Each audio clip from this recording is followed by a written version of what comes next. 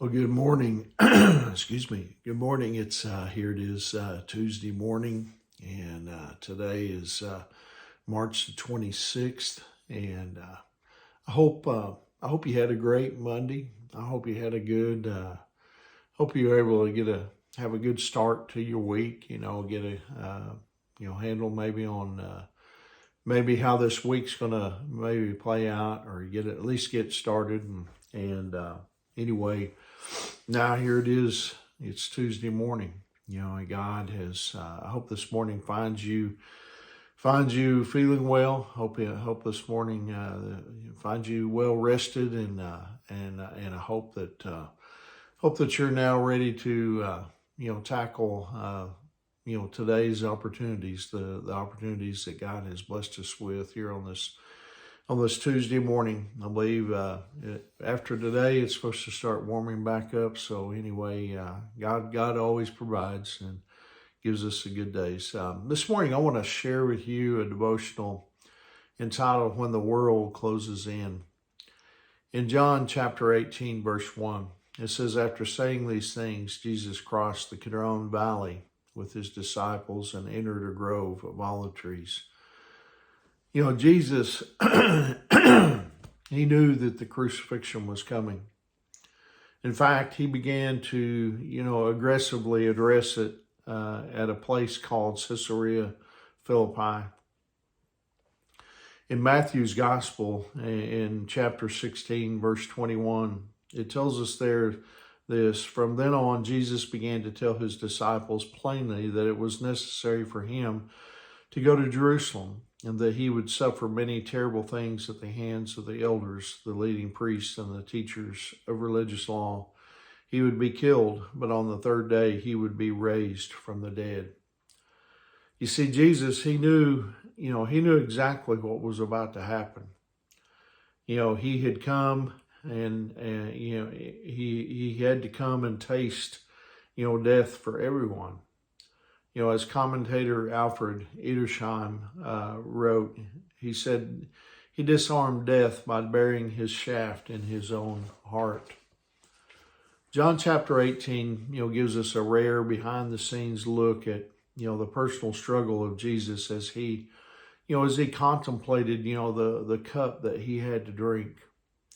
The Bible tells us that Christ was a man of sorrows, acquainted with deepest grief in Isaiah 53, verse 3.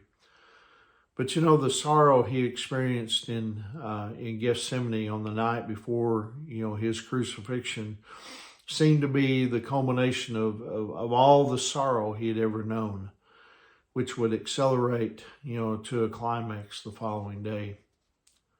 Now I don't think we can really even begin to grasp the anguish that Jesus experienced at that moment. Being God, he knew everything, and he was fully aware of what lay ahead for him. Someone has pointed out that ignorance is bliss, and in some ways, that is true. But there was no ignorance with Jesus. You see, he was omniscient. And he knew that in just a few hours, Roman soldiers, they were going to whip him, torture him, and nail him to a cross. He knew that his disciple, Judas Iscariot, would betray him, and that another disciple, Simon Peter, would deny him. And he knew that he would bear all the sins of the world. Now, next to the cross, his time in Gethsemane was probably the loneliest moment of his life.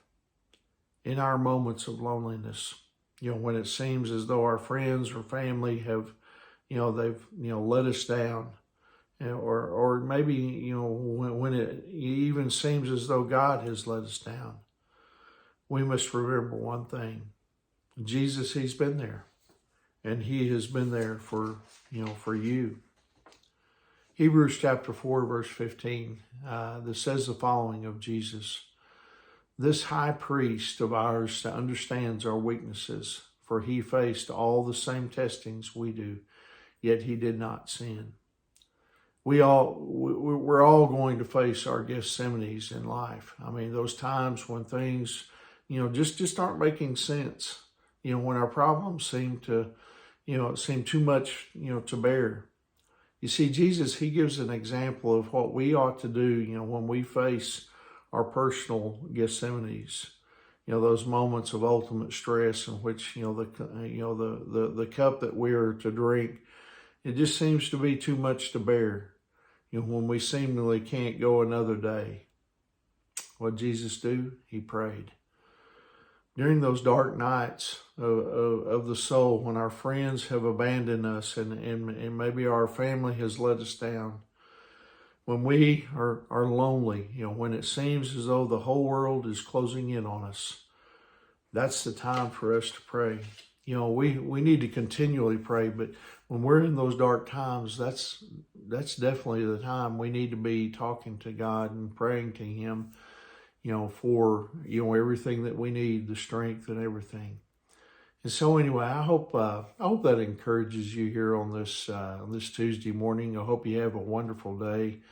Remember, Angie and I, we love you guys, and we're praying for you. And Lord willing, I'll see you tomorrow morning. God bless you.